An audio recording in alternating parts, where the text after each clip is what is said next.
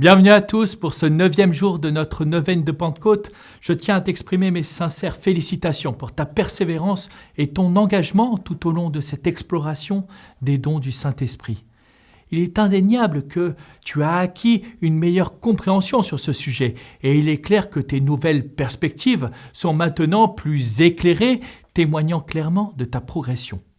L'image de l'arbre avec ses racines, sa terre, la partie inférieure et supérieure du tronc, les branches, les feuilles et le fruit n'ont plus de secret pour toi. La prochaine mission, c'est maintenant de s'en souvenir, en sachant bien entendu à quel don correspond chacune des parties. Alors j'ai un moyen mnémotechnique facile à te proposer pour retenir les 7 dons du Saint-Esprit.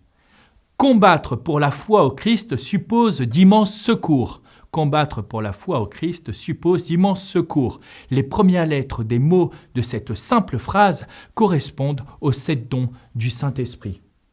Ainsi, nous avons combattre, C, comme crainte, représentant les racines, puis combattre pour, P, comme piété, symbolisant la bonne terre, combattre pour la foi, F comme force représentant le bas du tronc, combattre pour la foi au Christ, encore un C, mais cette fois pour conseil et voilà notre tronc complété.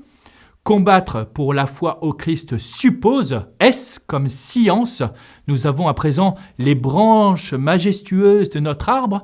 Combattre pour la foi au Christ suppose d'immense, I comme intelligence, symbolisant les feuilles qui se déploient avec grâce sur les branches. Et enfin, combattre pour la foi au Christ suppose d'immenses secours, encore un S, mais cette fois pour sagesse, c'est là le fruit, le sommet, le joyau de l'arbre, témoin de sa fertilité et de son abondance. Je t'encourage à demander à l'Esprit Saint d'imprimer dans ton cœur que combattre pour la foi au Christ suppose d'immenses secours. Et ainsi, les 7 dons du Saint-Esprit ne te manqueront jamais. Tu es désormais capable de présenter de manière vivante et mnémotechnique les dons du Saint-Esprit en les associant aux différentes parties de l'arbre. Ainsi, ne manque pas l'occasion de demander l'assistance de l'Esprit Saint pour laisser vivre ces dons pleinement dans ta vie. Et comme tu es à présent fortifié dans l'Esprit, te voilà également missionnaire, témoin du Christ. N'hésite donc pas à partager ce que tu as retenu autour de toi. Oui, l'Esprit Saint nous aide à comprendre les mystères de Dieu, c'est certain. Cependant, si tu avais en tête d'invoquer l'Esprit Saint pour faire le travail à ta place, pendant que tu irais siroter un bon petit cocktail, eh bien, cela ne fonctionne pas ainsi. Les dons du Saint-Esprit ne suppriment en rien tes efforts. Ton engagement, ta participation, ton investissement sont des éléments indispensables. Prends conscience qu'au fond, rien de beau dans ce monde n'arrive sans effort. C'est même l'effort fourni qui donne une certaine fierté face à l'accomplissement d'une œuvre, qui, avec le Saint-Esprit, te dépasse et te dépassera totalement. Cette histoire des dons de l'Esprit, quand on y réfléchit un instant, mais c'est vraiment incroyable. Imagine-toi. Remonter le temps, il y a plus de 700 ans avant la naissance de Jésus-Christ, eh bien déjà, le prophète Isaïe, inspiré par l'Esprit Saint, a prophétisé sur ces dons extraordinaires que le Messie posséderait.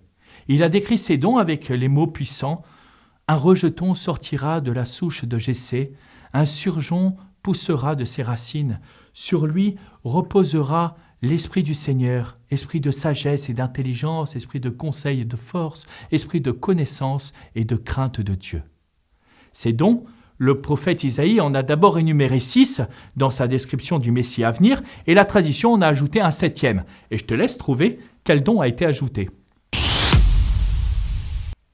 Lors de la Pentecôte, sache que ces paroles prophétiques se sont réalisées. À quel moment ? Eh bien, lorsque l'Esprit Saint est descendu sur les apôtres. Les dons promis par Isaïe se sont manifestés avec puissance et éclat, tels des langues de feu.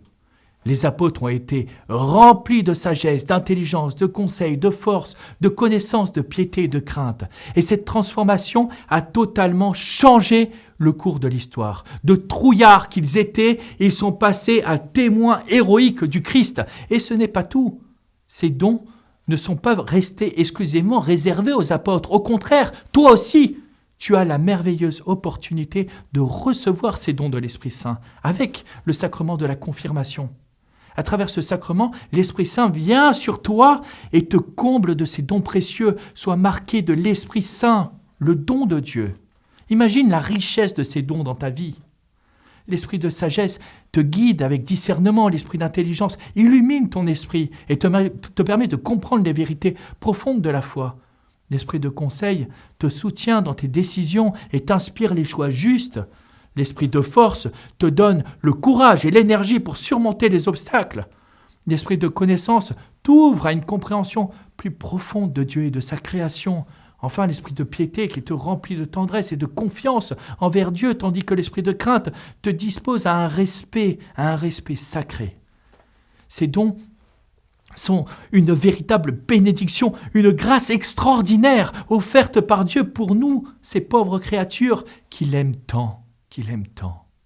Ouvre ton cœur à l'Esprit Saint, laisse ces dons transformer ta vie et découvre la beauté et la plénitude qu'ils apportent.